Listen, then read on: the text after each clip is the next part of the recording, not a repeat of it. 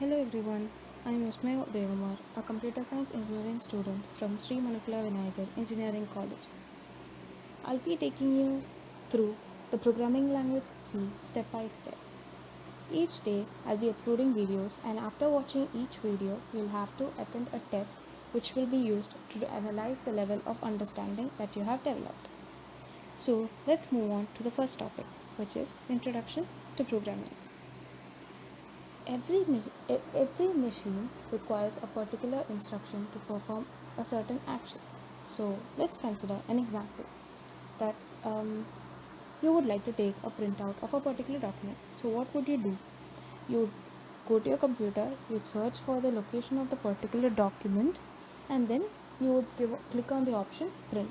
And if you have to bring out some sort of changes, like you would like to get a printout of the first page alone, or you would like to print it in portrait or landscape, so such sort of changes can be brought out, and then you can also click on the option print. So here what should be noted is the computer alone is not doing anything. You are giving instructions to the computer in the form of options. So here print in portrait mode or print in landscape mode, these are the instructions given to the computer. So the computer obeys those instructions, it understands those instructions and then prints the document accordingly. So here what can be understood is a computer or a machine, it only works after a particular instruction is being given to it. So let's move on to the main question here. What is programming? So from the example, with, with referring to the example, what you can say is programming is the method of giving instructions to the computer in a language that is understood by the computer. So here, while printing the document, you gave instructions to the computer in the way of options. Like you clicked on certain option and you told the computer like you want to print the particular document in A4 size sheet, or you want to print the particular document 3 times. There you gave it in the form of options. But in programming, what happens is you give the instructions to the computer in a language that is understood by the computer. So let's take some examples. Some of the language which we mostly know is Java, Python, C. These are programming languages which is understood by the computer, and we give instructions to the computer in that particular language. So this is it. A computer can solve problems only when we give instructions to it. If it understands the task contained in the instructions, it will work accordingly. That is, if it understands or it knows what you meant, then it will perform the particular task. An instruction is an action oriented statement. It will tell the computer what operation it should perform. And also, a computer can execute an instruction only if the task is specified precisely and accurately. That is, there are some particular orders or rules which you have to go by for the computer to perform the particular action properly. That is, instead of giving option print, if you give option scan, will you get the printout of the document? No. So that's what it's meant here. You have to give the accurate option or the accurate instruction to the computer to perform the particular action precisely. Precisely means accurately or correctly. So Augusta Ada Lovelace. Augusta Ada Lovelace is known as the first programmer because she wrote the program or algorithm for Charles Babbage's analytical engine. Analytical engine is actually a machine which was designed by Charles Babbage, and it is said to be the predecessor of, it's said to be the successor of the difference engine, which was also made by Charles Babbage in the past. So Charles Babbage, as you all know, is the father of computer science. So hope you just remember these names, because she is the first lady she is the lady who's known as the first computer programmer.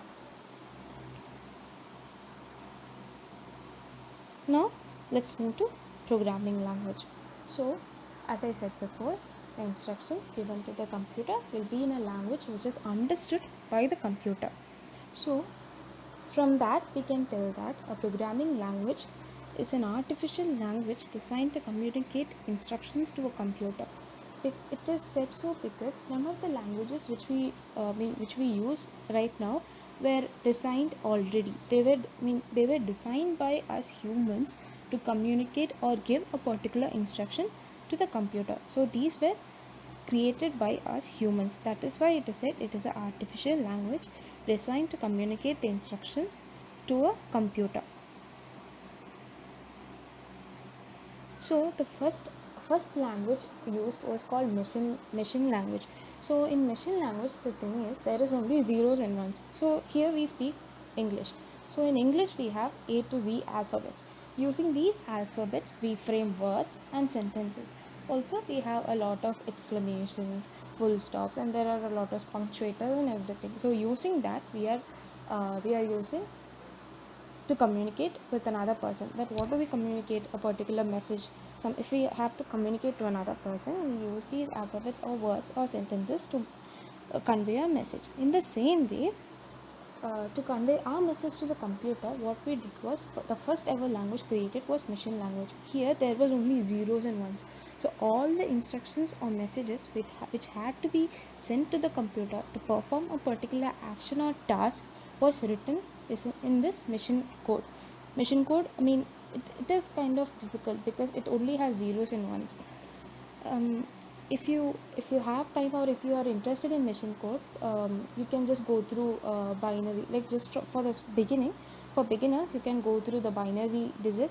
That is the whole number system will be represented with the help of zeros and ones. There is not just binary system, there is octal system, hexadecimal system. And what happens is the base changes here. The normal number system which we are using, that is which has base 10, there we are using 9 digits, 0 to 9. Using these 9 digits, we are forming all the numbers that we have used till date. So in the same way, there is octal number system, where there is 0 to 7, and then there is hexadecimal number system where there is 0 to 9, and then they are using alphabets. So if you are interested, you can go through it, and if you would like to know more, just let me know and I'll send you the link, or I'll just create some notes and send it to you. So yeah, so actually machine language, it is known as a low level language because there is the computer, that is the language understood by computers directly. You don't need any translators, you need nothing. You give the instructions to the computer in machine code, that is zeros and ones. Machine language, that is zeros and ones, the computer understands it directly.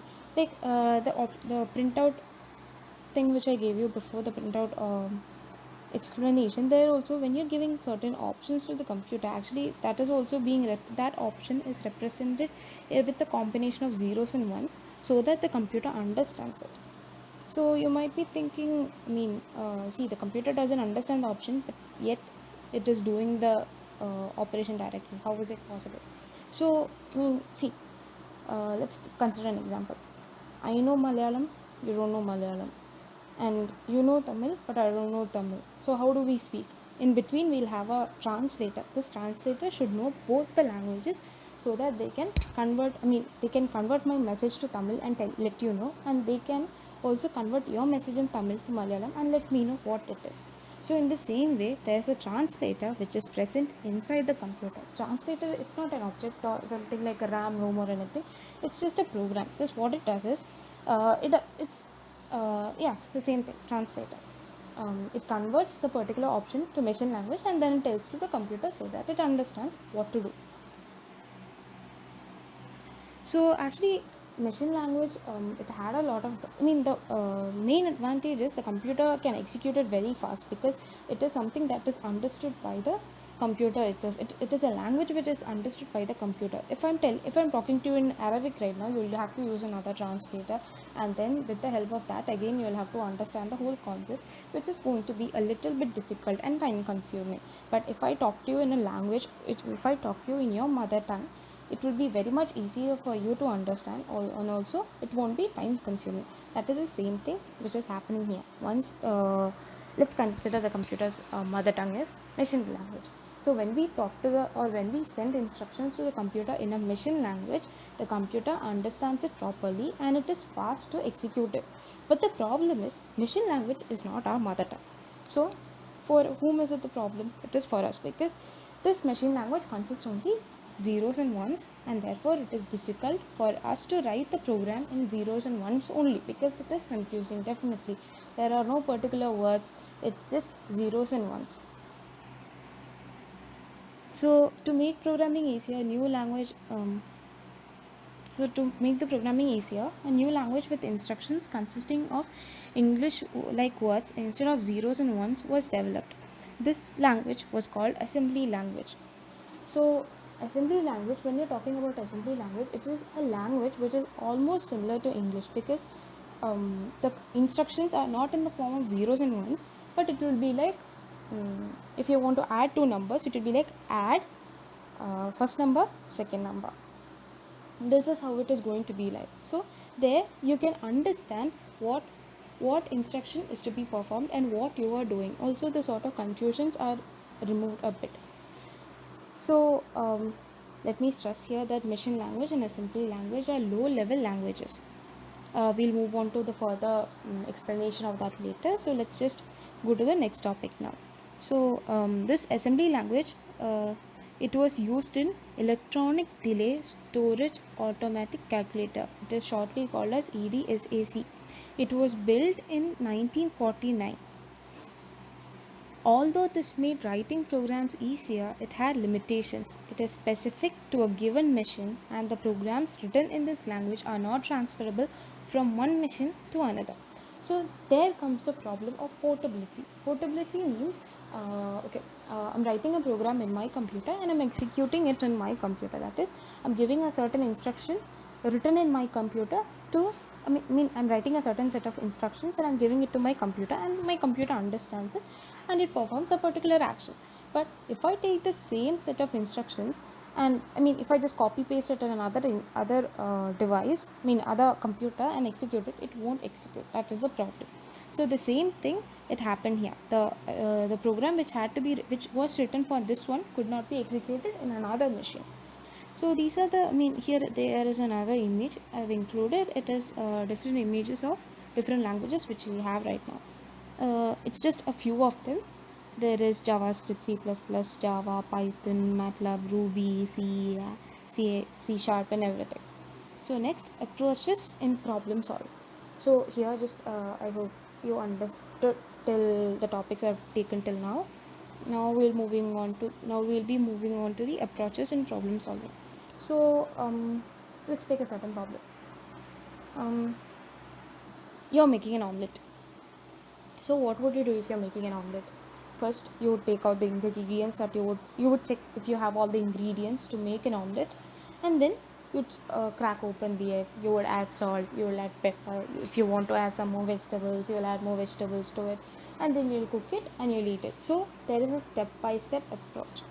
So in programming, there are two approaches: top-down design and bottom-up design. Now let's see what they are. So I've taken an example here, top-down design. So you would like to draw a house. What would you do? First you would draw the outline of the house, then you draw the chimney. Chimney is something through which the whole smoke goes out after cooking, and then you will have the door, you'll have the windows. So, and also after that there are two options. Either you can which you will be taking one by one. That is, you will draw the door. For the door you'll be giving shading. For the windows you'll be giving shading. And for the windows, what kind of grills would you like to have? Would you like the parallel ones, or the horizontal ones, or the designer ones? And you have to shade that. So here what we have done is drawing the house. That is, drawing the house, we have divided it into different parts. First we drew the outline of the house, then comes the windows and doors. So for the windows you are doing some particular task, then for the door you are doing a particular set of tasks. So the whole house is divided into different parts. First outline, then comes windows, doors, chimneys. So that is what is represented here. Main program will be house, and sub program will be the outline of the house, then the door and the window. Because these sub programs are nothing but the whole thing, the whole house. Actually it's not just one house, many things is combined together to make a house.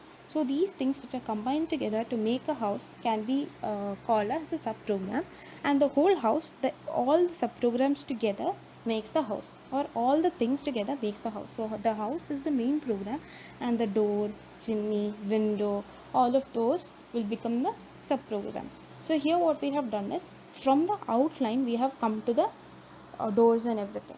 Now that is top down design. What we have seen right now is top down design. Next comes bottom up design. Now when we drew it, this is what we did, the top down design. First we drew the outline of the house and that everything else. But in bottom up design, what happens is, like, let's take another example. We are constructing a house. What happens is, first you lay out the foundation of the house. After laying out the foundations of the house, you start building the walls of the house.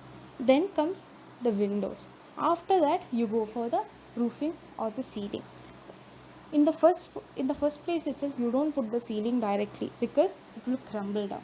So you're from the bottom, you're building to the top. So this is what bottom up design means.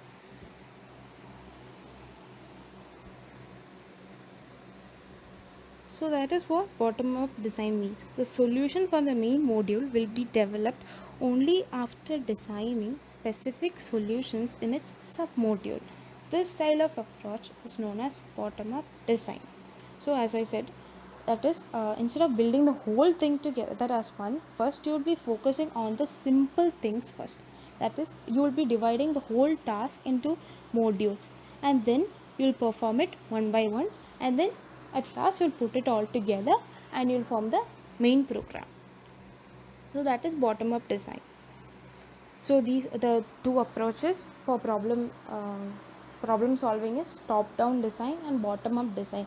In top down design, first you'll put the outline, and then you'll be solving you'll be creating the sub programs, which I explained using the example of drawing the house. First you draw the outline of the house, then the chimney, windows and doors.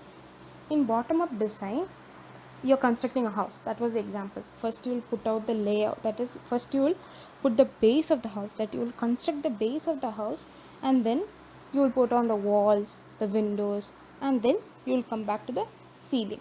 If you put the ceiling first, it will crumble down or crush down or come down to the floor and break. You don't want that to happen, so from the base you will start. This is bottom up design. Next, we'll be moving on to the phases of programming.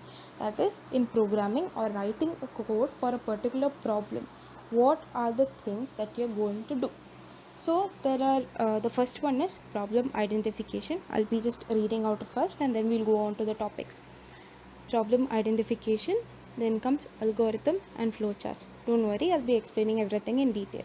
Program coding, translation, debugging, execution. Here you can see the arrow marks. From translation it's going to execution, and also it's going to debugging, and from there again, from debugging it's going back to translation, and from translation it's coming to execution.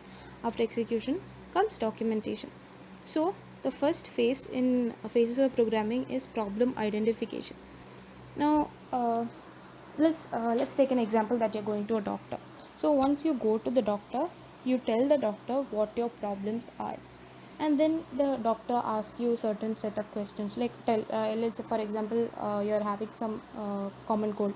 So the doctor asks, do you have cough, do you have runny nose, are you sneezing every now and then? So after asking a particular set of questions, the doctor analyzes what you have gone through, and according to that the doctor will be giving you prescriptions for medicines. So what the doctor has done here is, he is making sure that you have common colds, and he is also making a note of other symptoms or other diseases that you have, and then he is adjusting or increasing the dose of the medicine that he has to give you. So here he is identifying the problem. That is also the first step in programming.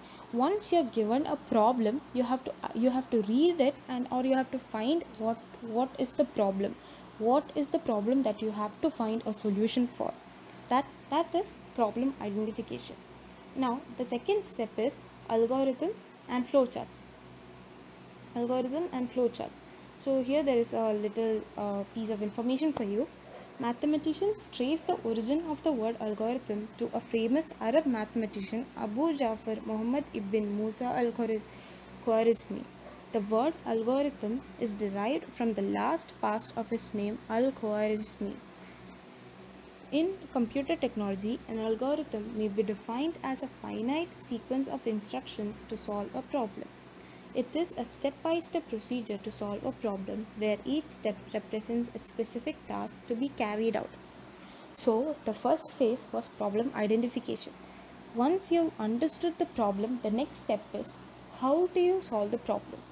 So, if you know, even if you know how to solve the problem, you have to put it down in steps.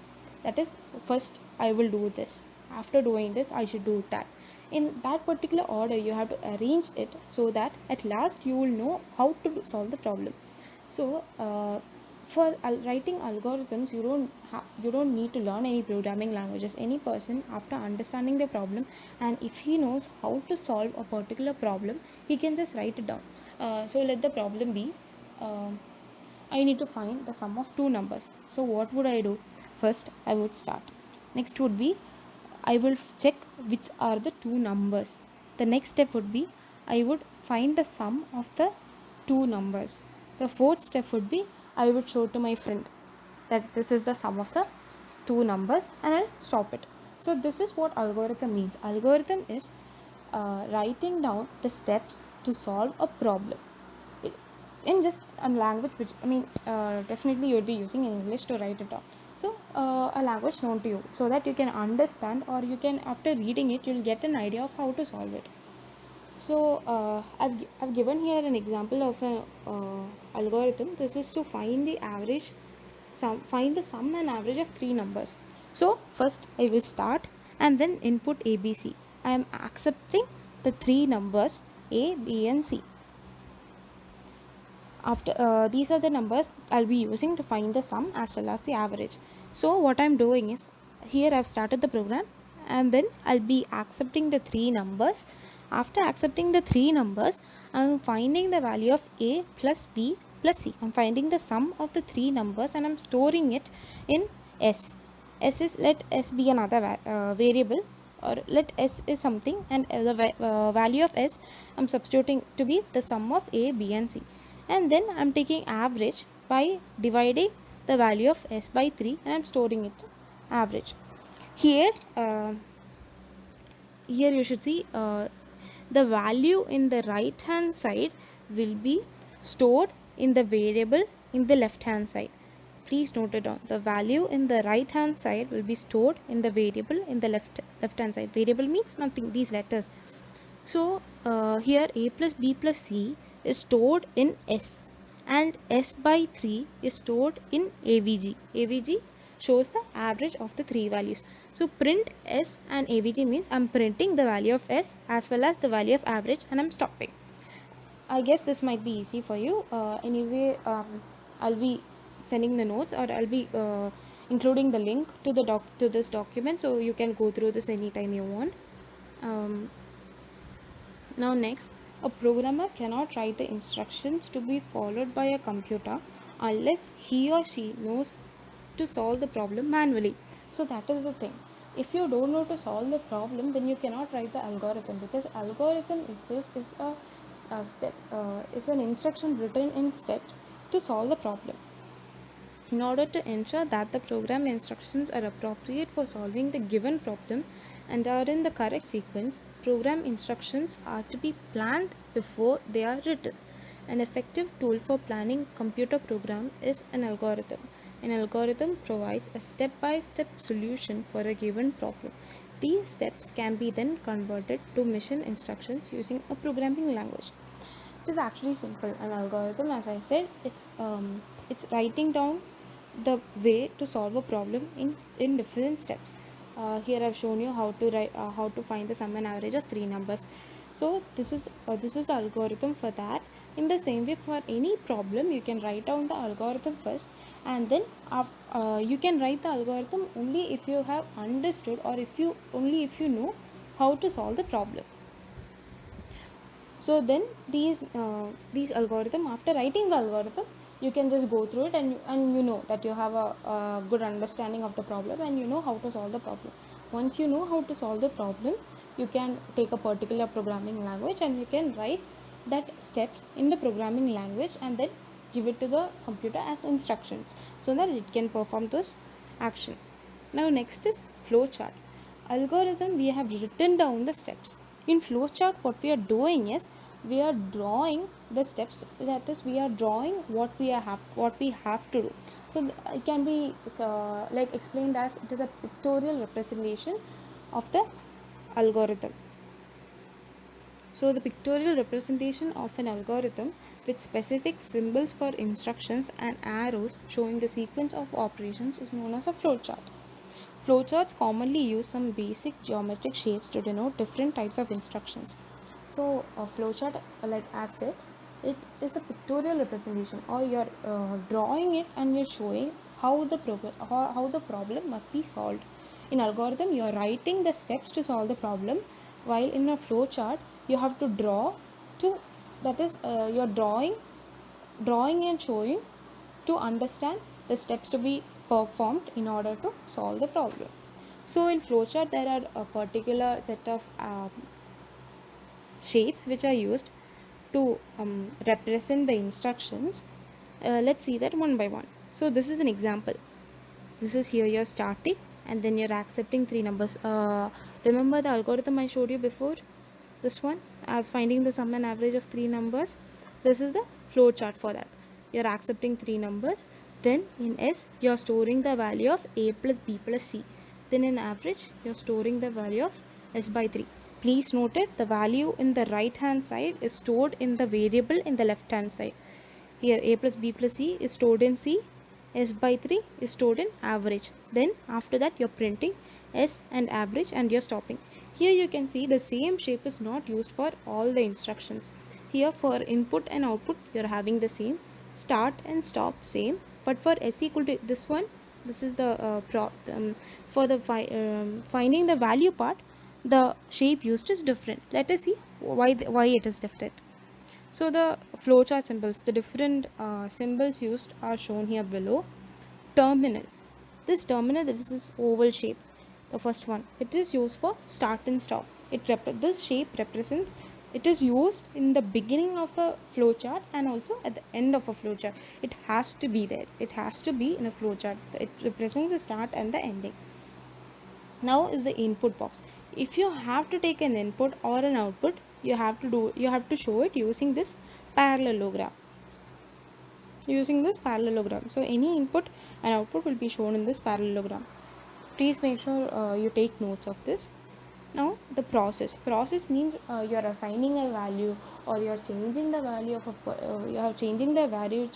of stored in a particular x or y, or such sort of things. They have to be represented using this rectangle box. Here a rectangle is used to represent the processing step. Here the rectangle is used to represent the processing step.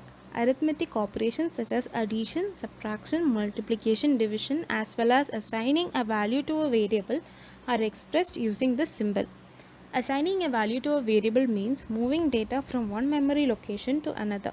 I'll explain all of those later. They'll be used to assign values. That will be fine for now.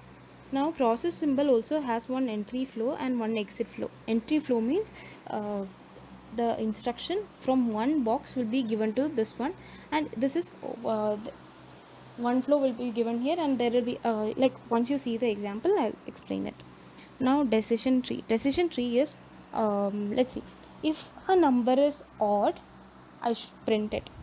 If a number is even, I have to decrease 1 from it and then print it.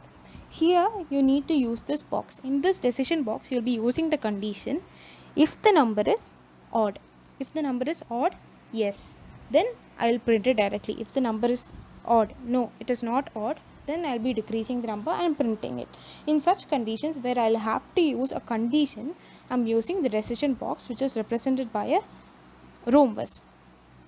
So a rhombus is used as a decision symbol and is used to indicate a point at which a decision has to be made. A branch to one more alternative point is possible here. That is what it is mentioned here. That is, from one box, if you have to make a condition, and from here also you can take two boxes. One will be for yes, that is if the condition is true, and box will be for no if the condition is false. Next is flow lines. Flow lines represents like so you have written all the boxes and you have written what should be performed. After performing, you should show after this box, after this particular box, where should what which instruction should be performed next. For that, you are using the flow lines. So in the example above, I'll show you. See, here you have used flow lines. First you have started, then after starting you should get the input A, B and C. So it uses the flow line. Please perform the next instruction, that is input A, B, C. Then after input you have to perform S equal to A, B, C, average is equal to S by 3. That is what flow lines are used for, to represent which instruction or which particular box should be performed next. Next is connector. So let's take an example where there is a big problem and there is a big solution for it. So your friend has not understood it yet. So what you're doing is you are drawing a flowchart for that particular person to understand it. So you're drawing it in a page, and then by you have reached the end of the page and there is no way that you can continue the rest of the flowchart in the same page. So what would you do? You would use a connector. So here you can see the first image, there is a down arrow and a circle. You put that at the bottom of the page, and then on the next page you will use the next symbol, that is the circle and the down arrow, and from the next page you can continue it. That is see if there occurs a break in the page and you have to continue the next page, you can use this. It represents that. Have you seen please turn over at the end of the pages? This is the same thing exactly. It represents that the flowchart has not finished yet. Please go to the next page so that you can see the rest of the page. This is what it means. When a flowchart becomes bigger, the flow lines start crisscrossing at many places, causing confusion and reducing comprehension of the flowchart. Moreover, when the flowchart becomes too long to fit, it becomes a problem. So these connectors are used. Now program coding. After algorithm and so first one was problem identification, second one was algorithms and flowcharts. Problem identification, you identified the problem. Algorithm and flowchart. In algorithm, you wrote down the steps to solve the problem, and in flowchart, you drew it in a pictorial manner for better understanding. And now you have come to program coding. In program coding, what happens is the instruction that you have written in the form of algorithms and flowcharts, you're converting it into a code or a you're converting it into a particular set of instructions which is understood by a computer. That is, you're writing the same set of instructions in using programming language, so that the computer understands it. So the process of writing the instructions in a particular programming language is called coding. The process of writing such program instructions to solve a problem is called coding. So this coding, you can write it in text editor programs, or there are particular IDEs where you can write the IDEs or IDE. Yeah, I'll be explaining about it in the next sessions. So there are particular text editors where you can type in the code and then you can execute it so that you can see the output in your computer. Now you have written the first step, identification has finished. You have understood the problem, you have written the programming language, you have written the instructions in the programming language, and the next step comes translations. So the program that you have written is called the source code. The source code is written in a programming language. The programming language is not understood by the computer. The computer only understands machine language. So since the programming language and machine language is not the same, let's consider an example. You have written the code in C. Okay, you have written the code in C, and C is not understood by the computer. The computer understands only machine language. So in the middle, we have to use a translator. The translator converts the C language to machine language, and then the computer understands it and performs the particular action. So once the program is converted to machine language, it is called object code. Once the same program that we have written, the program that we have written is the source code, and after translation, that is after converting the program written in C to machine language, it is called an object code. So the next step is debugging. Debugging is the phase where you find out the errors in the program and then correct the program. Let's take an example. Instead of giving print, you're giving, instead of the letter P, you're giving some other letter C. So here, the computer automatically detects the error and tells you that instead of P, you have printed C. This is because there is a particular set of rules, or there is particular set of words which should be used in the program to perform a particular action. That is, instead of print, instead of that is the keyword print, or that is the word print is used to display a particular information on the screen. So instead of giving the word P, and if you give some other letter instead of P, definitely there is going to be an error. This error will be automatically detected by the computer, and then it will let us know. So this such kind of error is called syntax error. Syntax means the particular way or method which is used to write the set of instructions. So yeah, in English you have grammar, certain words, and there is grammar. When there is plural, when there is a lot of people, you have to use are, and if it's just one singular, you have to use is. In the same way here also, while writing code, there is certain set of rules which you have to follow, and if those rules are violated, they will show it as syntax errors, that is error in writing code. And then there is another kind of error which is called logical error. Logical error occurs when the problem which I told you. I wanted to find the sum of the two numbers, but I got the difference of the two numbers as output. Here it won't show any error because it's giving automatically. If you give two input, accepting two numbers, I was supposed to give plus, but I gave minus. So I accept two numbers, 3 and 2. I'm finding the sum of it, and I should print. This is what the program I thought I was writing, but I wrote, instead of finding the sum, I wrote the difference. The computer doesn't know what I actually wanted, so it gives me the output. It takes two numbers, it finds the difference between, that is, since I gave a minus in the program, it finds the difference between the two numbers, and it shows me the difference. So that is called logical errors. That is the error we make due to improper planning of the program's logic. That is, uh, I made a mistake there, but it prints the output correct. When it prints a different output, there we can say it is a logical error. Now next is logical error. There is a runtime error. Runtime error is when an error which occurs during while executing the program. That is, let's take an example. You're finding you have written the code to find the to divide two numbers. So the program will print the quotient when you're dividing the first number by the second number. So you have given the input 5 and 0. The first 5 will be the first number, 0 will be the second number.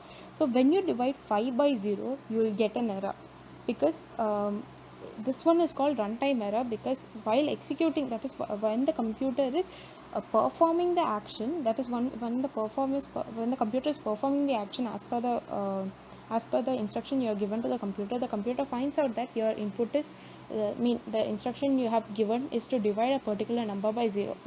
It is not possible, right? So during the execution of that particular instruction, or while performing that particular instruction, the computer gives you an error, like divide by 0 occurring. So that one is called runtime error. Now next is executing and testing. So executing is the program, you have removed all the errors from the code, and now the computer starts performing actions as per your instructions. This is what testing is called. Actually, it is in this phase that you get the results for your get the results or output for your program, and also you get the runtime error. You get it here in the executing and testing phase. Testing is just checking if the program is working properly, and executing is checking if the executing is the process where the computer performs the actions according to the instructions that you have given to the computer. Now next is documentation. Documentation, a computerized system cannot be considered to be complete until it is properly documented. So when you buy any electronic item, or let's take an example, you're buying a new laptop. Once you buy a new laptop, there will be guarantee cards, there'll be software manual, user manuals, and then there'll be a lot of manuals. These are called documentations. Those are actually referred to as external documents because you get it as a hard copy, you get it in your hand. Those are called external documentation, and there are two types of documentations: internal documentation and external documentation. So external documentation is the books, kind, the manuals and everything you get along with the product. And the internal documentation, when you're writing a code, I mean, when suddenly when right now I give you a problem to, I'll give you a question to find the sum of four numbers, and you write the code and you leave it there. But later when you're looking at it, it's not necessary that you remember for for what actually the code is written for, or what the code actually does. So in such cases, it would be better if you would leave small messages there. This program is to print the sum of four numbers. In the second step, you're accepting four numbers from the user. Then in the next step, you're finding the sum of the four numbers. In the next step, you're printing the sum of the four numbers. In such way, if you leave small hints for the person to understand, later when you're going through the code, you'll understand what the code is for and what each instruction does. This is called as internal documentation. Please do not confuse between internal documentation and external documentation. Internal documentation is something, are the comments or the little messages that you leave in your code for you to understand the code better when you or another third or when you or a third person comes and reads the code later. While the external documentation are the manuals and everything that you get in hand while buying a product. Now, so we have come to the end of the session. That is, let's give out a brief summary. First, we saw what was programming, and then we saw what are programming languages, and then we saw who was the first programmer, Augusta Ada Lovelace. Please keep that in your mind, that name. Charles Babbage is the father of computer, and Augusta Ada Lovelace, or Ada Lovelace, she is known as the first programmer. Then we saw the different phases of programming, which was problem identification, algorithms and flowcharts, program coding, translation, debugging, executing and testing, and then comes documentation. We saw it one by one. And now we'll just go through the summary. Program is a sequence of instructions written in a computer language. The process of programming proceeds through some stages. Preparation of algorithms and flowchart help develop the logic. The program written in high-level language, HLL is high-level language, is known as source code, and it is to be converted into machine language. That is the programming language we use these days. Java, Python, all of those are high-level languages. These high-level languages has to be converted to machine language. That is conversion of source code to object code. Remember what I said there? Here in C it is source code to object code, but in Java it is source code to byte code. Just make note of that. So these high level, HLL is high level languages, LLL is low level language. Low level languages are machine code and machine language and assembly language. Assembly language, it uses small abbreviations, and in machine language it uses only zeros and ones. The programming language which is written in HLL or high level language is called a source code, and this source code when converted to machine language is called an object code. Only in C, when source code is converted to machine language, is called object code. Then the process of removing the errors from the program and correcting it is called debugging. The translated version is executed by the computer. Proper documentation of the program helps us to modify it at a later stage. When solving problems, different logic may be applied, but the performance is measured in terms of time and space complexity. So these are the summary. I would like to add in a few more points. Somewhere we saw the point memory allocation. So actually, I would like to go in deeper with that particular point. When we are storing, that is, we saw finding the sum and average of three numbers. First we started. Let's go to that. So yeah, here first you start, you ask three values a, b and c, then you're finding the sum of a, b and c and storing it in s. So what happens is, when you're writing a code, what happens is, you take in a memory, like when you write the code s equal to a plus b, what a plus b plus c, what happens is, in the memory, a particular small section of the memory is considered as the variable s, and in this s, that is in that particular memory block, the value of a, b and c is stored. This is what was this is what was said there, and I hope this you're all clear with this. In the If you have any doubts, you can directly email me or message me, or you can just leave it in the comments so that I can later clear it out for you. And also, there's a test coming up for you guys for you to attend. If you know the answers, please try not to cheat. It's just to check your level of understanding so that I can improve the way that I'm teaching. And also, if you have any suggestions, please let me know. And definitely I'll be leaving the link to this document down. Please check it out if you need it. And yeah, that's it. Thank you so much.